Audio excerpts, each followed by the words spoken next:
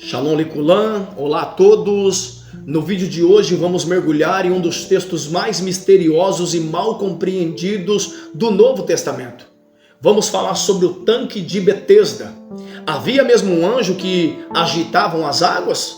Ou estamos diante de uma conspiração religiosa, de um sistema montado para parecer sagrado, mas que escondia outra verdade por trás das cortinas?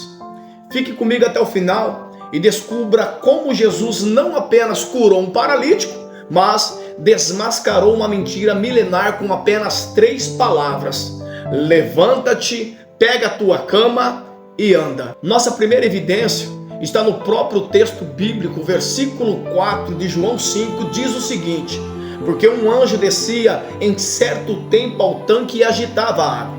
E o primeiro que ali descia, depois do movimento da água, sarava de qualquer enfermidade que tivesse. Esse versículo, na verdade, não existe. Ele é um fantasma. Sob a lupa da crítica textual, a ciência que analisa os manuscritos antigos, ele se desfaz completamente. Ele não existe nos pilares mais antigos e confiáveis da Bíblia. Os papiros P66 e P75, nem nos monumentais códices Vaticano e Sináitico. Ele é o que os acadêmicos chamam de glossa escribal tardia, uma nota de rodapé, adicionada séculos depois por um escriba que, provavelmente bem intencionado, tentou explicar um fenômeno popular. Ele inseriu uma tradição humana no meio da palavra divina para dar sentido à cena. Pense no peso disso. A base de toda a esperança daquela multidão era, na verdade, uma lenda, uma explicação teológica que adulterou o texto sagrado. Mas se não era um anjo, o que então agitava a água? A resposta é o nosso segundo e mais chocante corpo de evidências.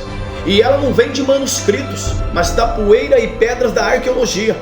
Por séculos, céticos duvidaram da descrição de João de um tanque com 5 pórticos.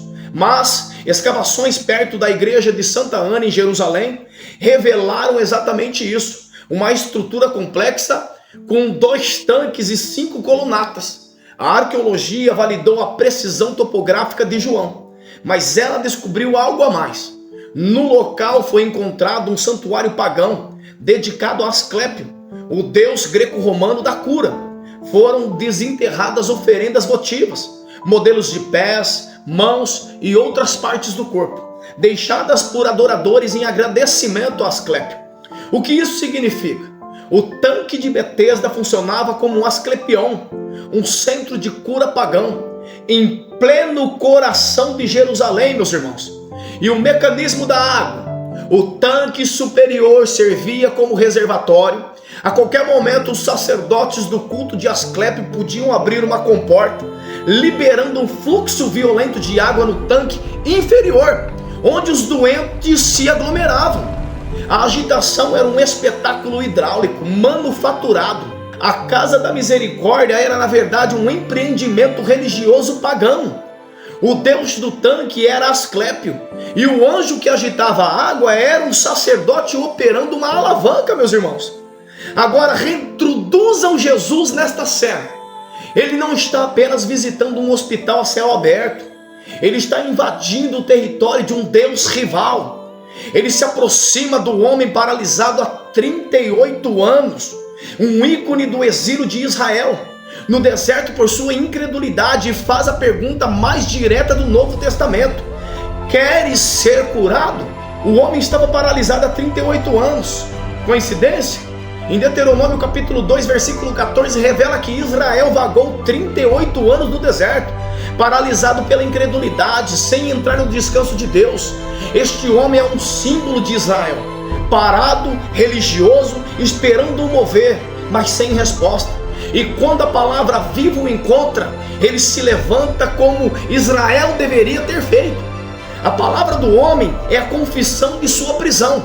Ele não diz, sim, Senhor. Ele olha para o sistema fraudulento e recita o mantra da sua impotência: Senhor, não tenho ninguém que me coloque no tanque. Ele estava tão doutrinado pela lógica do culto, pela economia do milagre, baseada em competição e sorte, que não conseguia conceber a salvação fora daquele sistema. Ele não queria um salvador, ele queria um ingresso para o ritual, meu irmão. E a resposta de Jesus é um ato de guerra teológica. Ele não oferece ajuda para entrar na água. Ele não reconhece o ritual. Ele anula completamente o sistema inteiro com uma única sentença que declara a falência de Asclépio e a sua fraude. Levanta-te, toma a tua cama e anda. Com uma palavra, Jesus desmantela o lugar sagrado, ritual, cronometrado e a lei do sábado. Ele não veio consertar o sistema, ele veio expor a sua inutilidade, curando o homem para libertá-lo não apenas de sua doença, mas da escravidão a um culto enganoso. E aqui, a poeira de Jerusalém assenta nos nossos sapatos. O nome Betesda vem do hebraico Beit Hesed, que significa casa de misericórdia. Mas ali havia apenas dor, tradição, esperança morta, até que a verdadeira misericórdia se fez carne e habitou entre nós. A história de Betesda é um espelho brutal para a religiosidade do século 21, porque nós também construímos nossos tanques, nossos sistemas e nossos rituais, esperando que um anjo venha agitar as águas. Quais são os nossos modernos santuários de Asclépio? Primeiro, a dependência do evento, a busca incessante pela próxima conferência, pelo próximo show de adoração que promete uma experiência sobrenatural, uma agitação emocional. Segundo, é o culto ao intermediário, a confiança em um líder, um pastor celebridade, um homem de Deus, de quem esperamos uma palavra mágica que vai resolver os nossos problemas, em vez de buscarmos a palavra encarnada, meu irmão.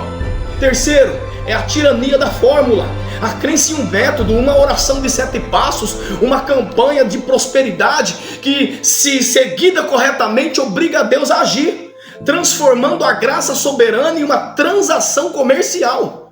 Quantos de nós estamos paralisados, não pela doença física, mas pela lealdade a um sistema religioso falido? Mesmo um sistema cristão que nos deu um álibi perfeito para não obedecer ao comando direto e aterrorizante de Cristo. A fraude de Betesda foi exposta. A verdade é que o anjo não veio e o sistema era uma mentira. E essa é a melhor notícia, porque nos força a desviar o olhar da água e olhar para aquele que anda sobre a água. Oh, glória! A questão final que ecoa de Betesda não é se a água vai se mover por você. A questão é, você vai se mover pela palavra dele? Um forte abraço a todos. Lehitra Oto. Bye.